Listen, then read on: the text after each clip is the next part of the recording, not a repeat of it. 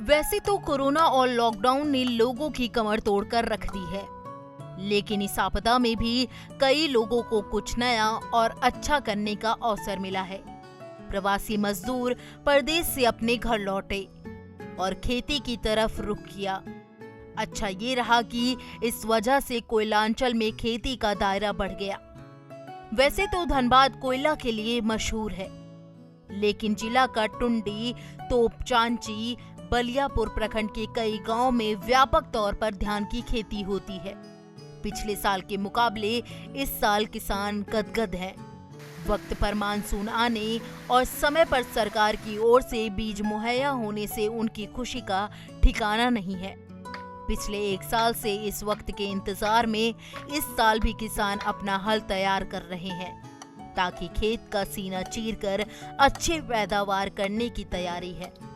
भले ही रोहिणी नक्षत्र में चक्रवाती तूफान यास ने खलल डाला, इस वजह से गर्मी में उगने वाली सब्जियां नष्ट हो गई। गर्मी के मौसम में होने वाली बारिश भले ही बुआई में असर डालती है, लेकिन किसानों के पास वक्त काफी, जिसका असर खेती पर नहीं पड़ेगा। ये बरसात के वजह से हम लोग अभी नहीं दे पाए, क्या कि बहन बीज अभी सब ढेर बरसात लगा दिया ना, आंधी तूफान। जो कुछ हम लोग सब साग सब्जी बनाए लगाए थे, करेला वरेला सब पानी में हम लोग को सब मैंने चटपट कर दिए।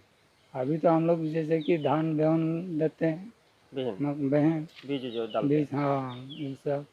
उसका बाद भी मकई का भी टाइम है, मकई यही सब। ये सब नहीं दे पाए अभी? नहीं बरसात के वजह से। तो अभी मैंने क्या धूप होना चाहिए था? हाँ धूप नहीं होने से तो फिर होगा नहीं करेगा ना, ये झेर बरसात में पानी का वजह से धरती को तपना भी चाहिए। तपना भी चाहिए, हाँ। रोहिणी नक्षत्र में क्या धूप ही दिया जाता है? हाँ, रोहिणी नक्षत्र में धूप का सीजन में देने से बढ़िया होता है।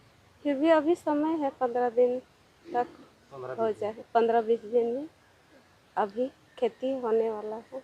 बरसात तो होना चाहिए, बरसात नहीं होने से, लेकिन समय पर होना हाँ समय पे होना चाहिए। मैंने जब होना चाहिए तब नहीं हो रहा है। आज जब नहीं होना चाहिए तब हो रहा है। पिछले साल तो बढ़िया धान हुआ था। हाँ सर, इस बार भी ऐसा है। रोहिणी नक्षत्र में 2-3 दिन जैसे पानी पड़ता है, उसके बाद हम लोग को ये बीज लगाने का मौका मिलता है। पहले 2 दिन धूप, उसके बाद फिर बारिश होता है धीरे धीरे, जैसे पौधा अंकुरित होने लगता है। उसके बाद फिर धीरे धीरे पानी पड़ता है, तो हम लोग को ये पौधा सब लगाने में, बीज सब उगाने में हम लोग को थोड़ा सा फ़ायदा होता है कि हम लोग समय पर लगाएंगे तो अच्छा ही होगा। लेकिन धूप का वजह से कुछ ज़्यादा धूप होने से मुरझा जाता है और ज़्यादा पानी पड़ने से भी गल जाता है। धनबाद में ऐसा पहली बार हुआ है कि खरीफ की फसल की बीज वक्त पर किसानों के पास पहुंच गई। सरकार की ओर से 50% अनुदान पर पैक्स के जरिए किसानों को उपलब्ध कराया गया है। इस वजह से कृषि पदाधिकारियों को भी अच्छी पैदावार की उम्मीद जगी है। ये अच्छा कदम है विभाग का। समय पर बीज आपूर्ति होने से रोहिणी नक्षत्र में किसान बुआई कर पा रहे हैं। इससे क्या होगा कि जो भी उत्पादन क्षमता बीज की है, धान के बीज की है, वो अच्छी रूप में मिलेगी उन्हें।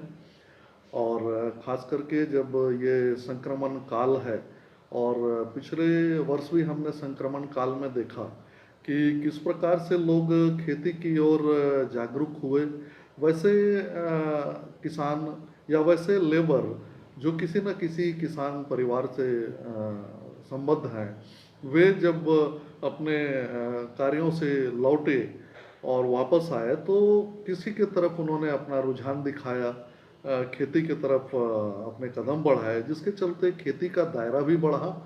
और पिछले वर्ष भी अच्छा उत्पादन हुआ था, और इस वर्ष भी जैसा मौसम विभाग का आकलन है अच्छी वर्षा का, तो उम्मीद ये करते हैं कि किसानों को इसका अच्छा लाभ मिलेगा। मेहर भगवान और शासन की हुई है कि वक्त पर बारिश और बीज उनको मिला है।